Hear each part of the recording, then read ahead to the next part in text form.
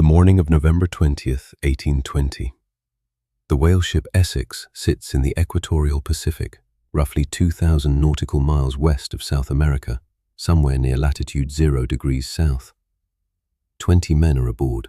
3 whaleboats are out chasing a pod of sperm whales in the distance. On deck, First Mate Owen Chase is repairing a damaged whaleboat, a routine task on a long Pacific voyage, when someone notices what is happening off the bow. A large bull sperm whale is lying at the surface, motionless, facing the ship. Chase later described it this way, in his own words. "I observed a very large spermaceti whale, as well as I could judge about 85 feet in length.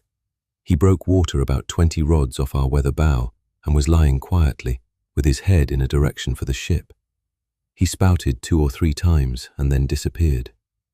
That estimate, 85 feet, is a period eyewitness figure, made visually by a 23-year-old in an unfolding emergency. It hasn't been verified against any modern measurement, but it is what Chase recorded, and what happened next is documented by multiple survivors. The whale resurfaced. It began to move. "In less than 2 or 3 seconds," Chase wrote, "he came up again, about the length of the ship off, and made directly for us at the rate of about 3 knots. The Essex was a 238-ton, 3-masted whaleship. She had sailed from Nantucket on August 12, 1819, bound for the Pacific whaling grounds on what was expected to be a 2.5-year voyage. By November 1820, the crew had spent 15 months at sea. This wasn't unusual. What happened next was. The whale struck the ship. Chase ordered the helmsman, "Hard up," but the Essex had barely begun to turn before the second impact landed. In Chase's words, "I bawled out to the helmsman, 'Hard up,' but she had not fallen off more than a point before we took the second shock." The whale had retreated some distance, turned, and charged back. Thomas Nickerson, the 14-year-old cabin boy aboard that morning, would later write that the animal rammed the Essex twice with its head, and that the force was enough to shock every man upon his feet. On the second blow, the whale struck head-on at the larboard bow. Chase. "He struck her to the windward, directly under the cathead, and completely stove in her bow. He passed the ship again, went off to leeward, and we saw no more of him." Within roughly 10 minutes, the Essex was sinking. Chase and the men still on deck retrieved the spare whaleboat. The crew managed to salvage some navigational instruments. When Captain Pollard's boat arrived back from the chase, Pollard stopped some distance off and couldn't speak. Chase recorded the exchange. He was in a short time, however, enabled to address the inquiry to me. "My God, Mr. Chase, what is the matter?" I answered, "We have been stove by a whale." 20 men were now distributed across 3 open whaleboats in the middle of the Pacific Ocean, with limited bread and water. The nearest islands, the Marquesas, were about 1,200 miles to the west. Out of fear that the islands might be inhabited by cannibals, the crew elected to sail east towards South America, still thousands of miles distant. The survival ordeal that followed lasted roughly 93 days by Chase's own reckoning. 8 of the 20 men survived, 5 from the boats, 3 from the uninhabited Henderson Island, where they had briefly stopped before the main group pressed on. The cannibalism is documented. It does not need prolonged treatment here. What matters, for what this episode is actually about, is what came out of those lifeboats in print. Owen Chase returned to Nantucket in June 1821. Within 4 months, with the help of a ghostwriter, he had completed his account. Narrative of the most extraordinary and distressing shipwreck of the whaleship Essex of Nantucket. Published by W.B. Gilley in New York in 1821, it remains in print and is available in its entirety through Project Gutenberg. The narrative is a specific kind of document. Chase wasn't writing literature. He was a working seaman reporting what he had witnessed. The action sections are observational and spare, but the passages about the whale, particularly his retrospective analysis of the animal's behavior, carry a rhetorical weight that still surprises. He wrote, "His aspect was most horrible, and such as indicated resentment and fury. He came directly from the shoal which we had just before entered, and in which we had struck 3 of his companions, as if fired with revenge for their sufferings.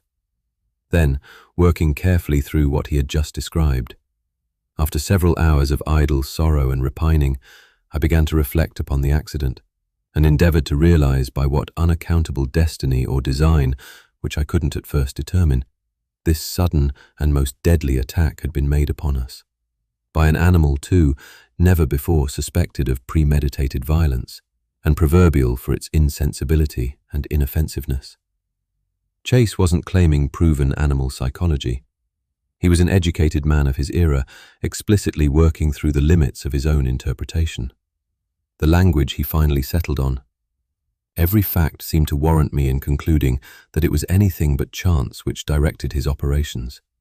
He made 2 several attacks upon the ship, at a short interval between them, both of which, according to their direction, were calculated to do us the most injury. And then the final phrase. Impressions in my mind of decided, calculated mischief on the part of the whale. These are Chase's subjective impressions, framed as such. He says, impressions in my mind. He says, induce me to be satisfied that I am correct in my opinion. He wasn't writing a scientific paper, but that phrasing would travel. Thomas Nickerson's independent account, written in 1876, corroborates the double strike sequence and the force. Nickerson describes the second charge specifically. The monster took a turn off about 300 yards ahead, then turning short around, came with utmost speed and again struck the ship with a tremendous blow with his head upon the larboard bow. His manuscript was lost, then rediscovered around 1960, authenticated by whaling historian Edward Stackpole, and eventually published by the Nantucket Historical Association. 2 independent eyewitness accounts. Both describe 2 distinct strikes. Both describe the animal turning and charging back. Herman Melville was born in 1819, the year the Essex left Nantucket. His first awareness of the disaster came through forecastle conversation. The story circulated among working sailors long before it reached any literary audience. When Melville sailed on the whaleship Acushnet out of Fairhaven, Massachusetts, in January 1841, the Essex was already part of the occupational oral history of the Pacific grounds. The book itself came to him at sea. In 1841, during a GAM, a scheduled meeting between 2 vessels at sea, the Acushnet encountered the whaleship Lima of Nantucket. Aboard the Lima was a teenage sailor named William Henry Chase. His father was Owen Chase. William Chase loaned Melville a copy of the 1821 narrative from his sea chest. Melville described the experience in his own marginalia, written later in his personal annotated copy. The reading of this wondrous story upon the landless sea and close to the very latitude of the shipwreck had a surprising effect upon me. That copy was loaned back. In April 1851, roughly 7 months before Moby Dick went to press, Melville's father-in-law, Judge Lemuel Shaw, procured a copy of Chase's narrative from a Nantucket acquaintance.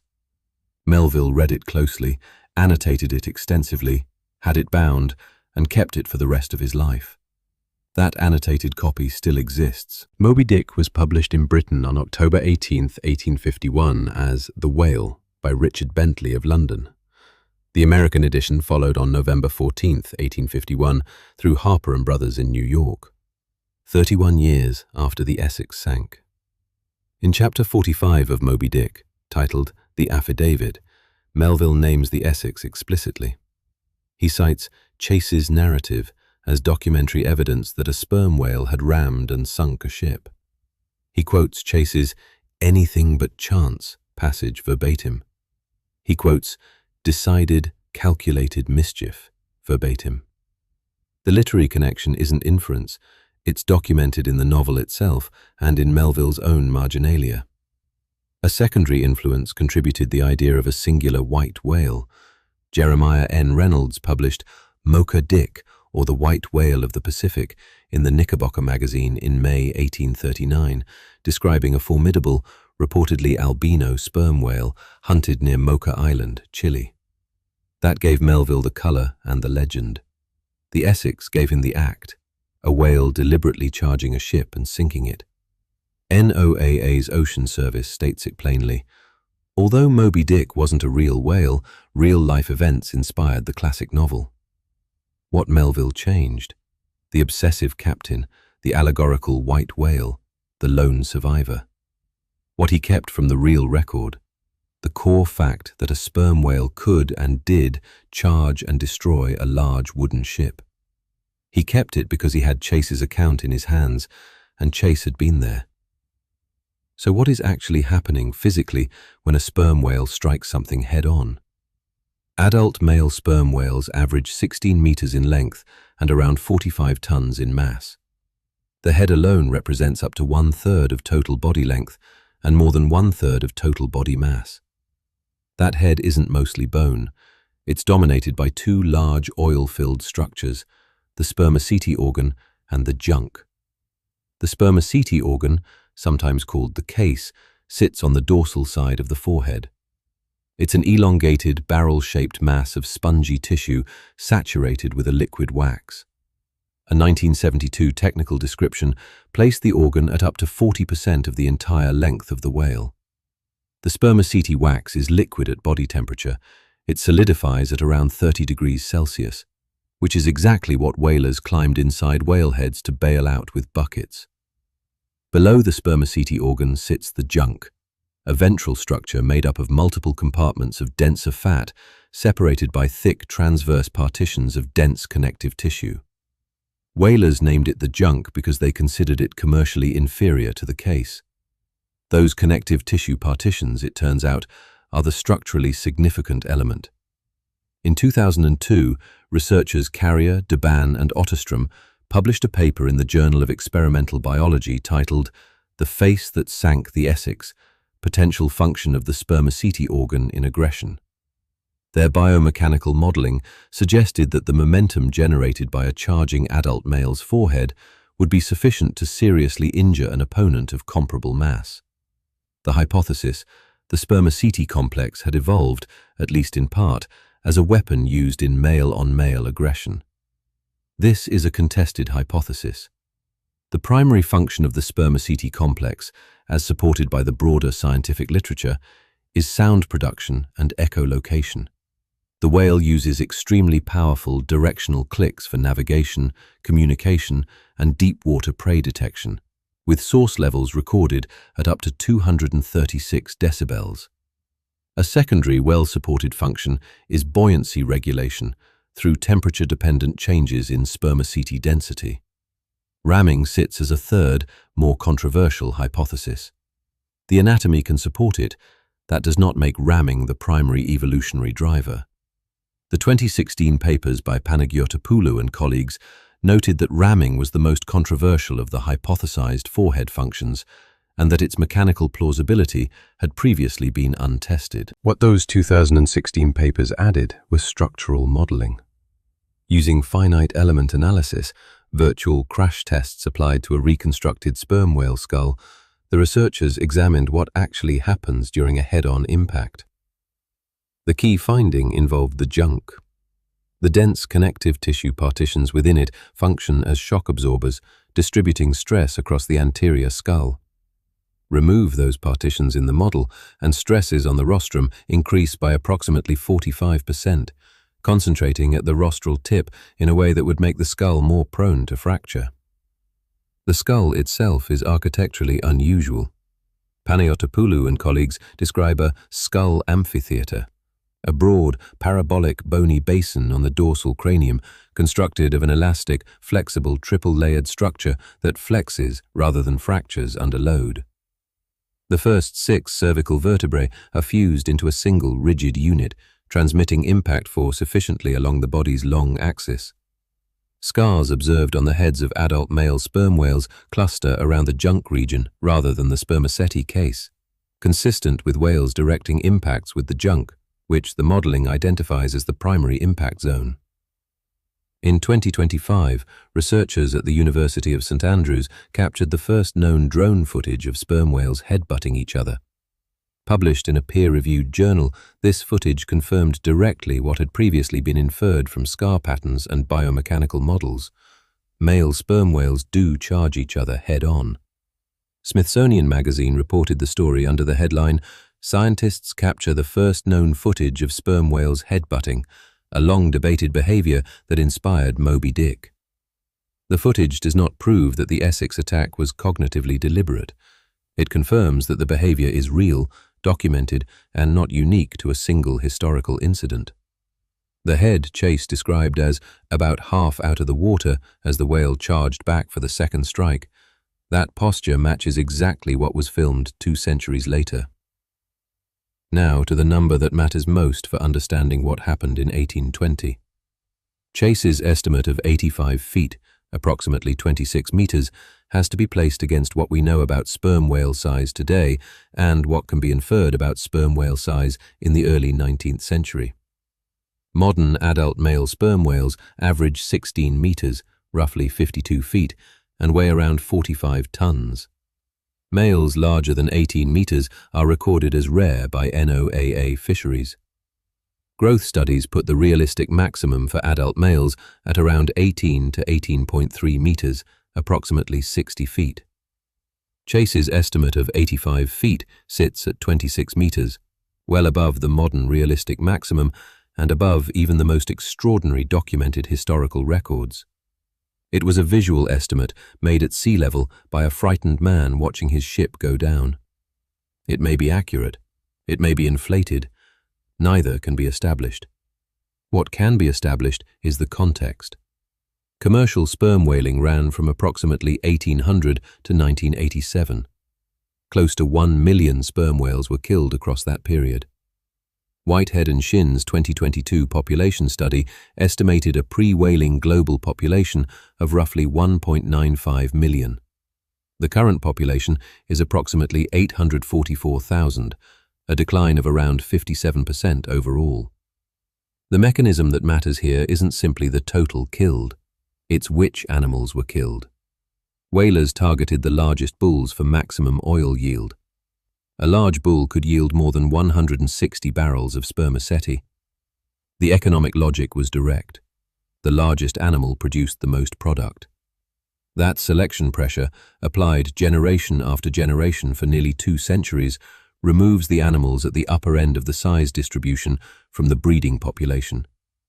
The quantitative evidence for this effect comes from analysis of catch records. Studies examining those records found that sperm whales taken in the 1980s were, on average, approximately 4 meters shorter than those taken in the early 1900s.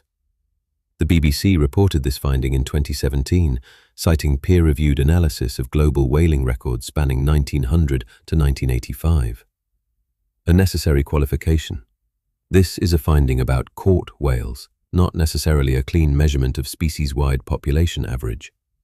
The hunted sample was inherently biased toward the largest available animals. A decline in the average size of whales being killed could reflect genuine population-wide shrinkage or simply the progressive depletion of the largest individuals already present. Wikipedia's own sperm whale article acknowledges a competing view that commercial exploitation had virtually no effect on bull size. The honest position is that size decline is consistent with the evidence and consistent with the selection pressure applied.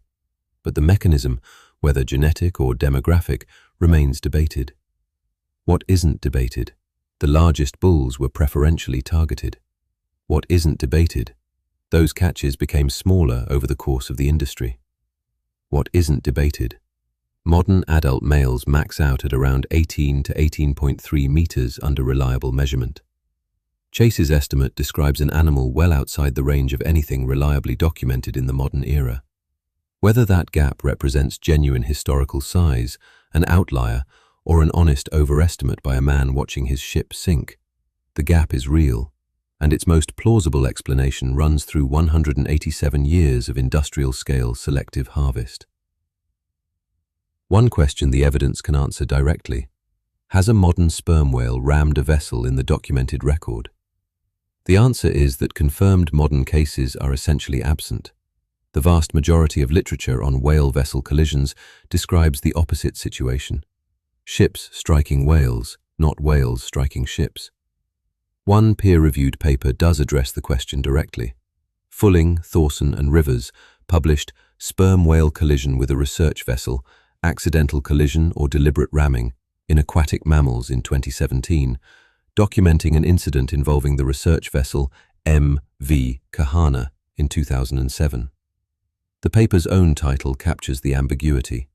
The researchers noted that the whale swam at least 150 meters to reach the ship, appeared to increase speed before impact, and may have been aware of the vessel's presence.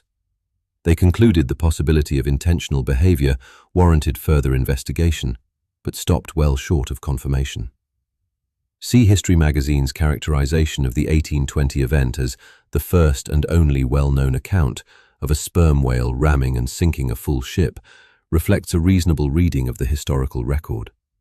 The Fulling 2017 incident involved a research vessel and didn't sink it. The 2025 headbutting footage documents the intraspecific behavior as real. Post-whaling populations may simply have less cause to direct that behavior toward vessels.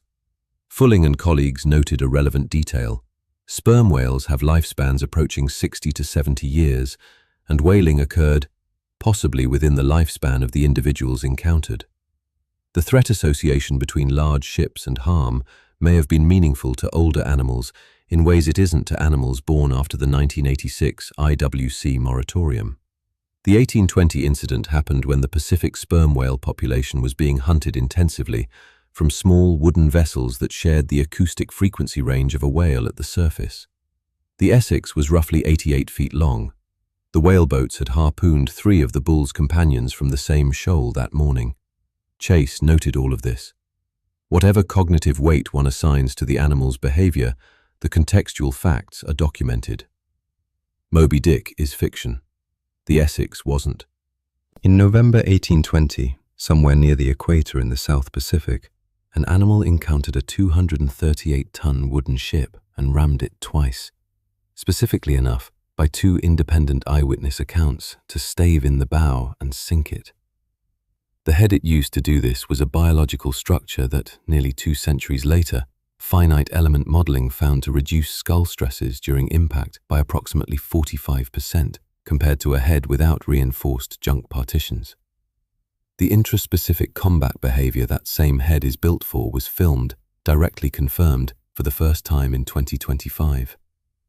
The animal that did this was hunting in a population that had not yet spent 2 centuries being selectively culled from the top of the size distribution. The largest bulls were removed from that population, generation after generation, from roughly the year the Essex sank to 1987. Whether a whale of comparable size still swims anywhere in the Pacific is genuinely unknown. What hasn't changed is the anatomy. The spermaceti complex is intact in every adult bull alive today. The fused cervical vertebrae are there. The connective tissue partitions in the junk are there. The skull amphitheater with its elastic triple-layered structure is there. The next time you hear that sperm whales are gentle giants, remember, the giant part was never in question.